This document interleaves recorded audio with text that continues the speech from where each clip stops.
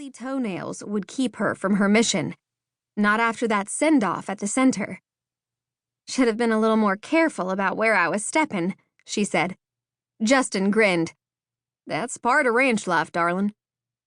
Evidently, you haven't lived on one." "Oh, honey, you are so wrong about that," she thought. As they crossed the foyer and entered a huge living room, she studied him from the corner of her eye.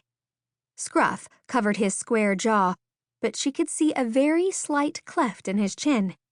He walked with the cowboy swagger and confidence that would have women falling all over him, and he'd called her darlin'.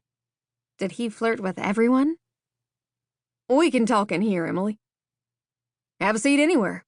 Sorry about the mess." "Thanks. I work at the Oakview Retirement Center in Bowie. Kate and I were going to talk about renting your bunkhouses for a week. Did he let you know if y'all had made a decision?" She spit it all out at once without taking a breath as she sat on the edge of the sofa, legs crossed at the ankle and back straight. "He only told me that someone from the retirement center was coming by to visit about something as he was walking out the door 15 minutes ago. But this is the first I'm hearing about it." His forearms bulged beneath the rolled-up sleeves of his black pearl-snap shirt, and his hands were huge. She had to look at him to talk to him, but when she did, she noticed that the top 2 snaps of his shirt were undone, giving her a peek at light brown chest hair. She couldn't get her thoughts together looking right at him. She'd expected the McGuire brothers to be her dad's age. "There are 5 elderly folks at the center. They have some problems, but basically they're pretty spry to be in their 70s. She glanced down at the coffee table, where papers were strewn about. "You're building a house? Are you an architect? I thought the McGuires were ranchers." "We are, but I'm trying my hand at drawing up the plans for our foreman and his new wife," he answered. Emily leaned forward. "Doesn't look like it's going to be very big." "Not here at first, but the design will make it easy to add on later." He chose a chair close to the coffee table where the plans were laid out. "So tell me more about this idea you've got, Ms. Barker." "Baker, not Barker," she corrected him. "Sorry about that. I'm better with faces than names. Might not be real good with names, but I never forget a pretty face." He raked his fingers through light brown hair that had definitely had a cowboy hat settled on it not long ago. "Don't flirt with me, cowboy," she thought. "I'm the Senior Activities Director at the Oakview Retirement Center, and we try to have an outing for our patients a couple of times a year.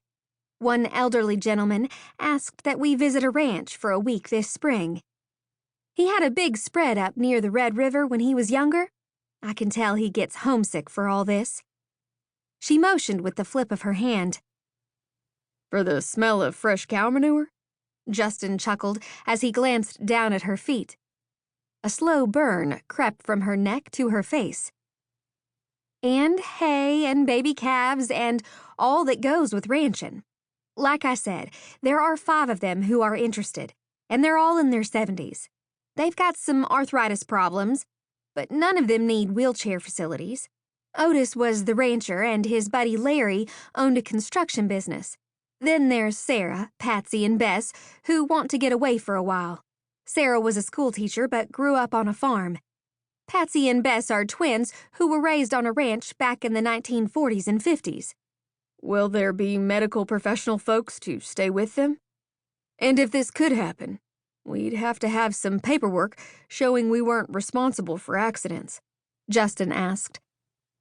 "I'll stay in the ladies' bunkhouse, and we'll give their meds each day, and I'll be in direct contact with the on-call nurse at the center.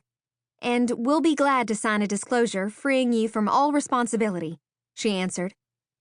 "Would it be possible for me to see the bunkhouses?" "Sure, but I'll have to talk to the rest of the family before I can give you an answer. You got a coat? It's not far from here to the bunkhouses, but that north wind is pretty cold." "Just this jacket." She looked down at the lightweight sweater that matched her dress. "You can borrow one of ours. Be right back." He whistled as he left the room. Most of the time she was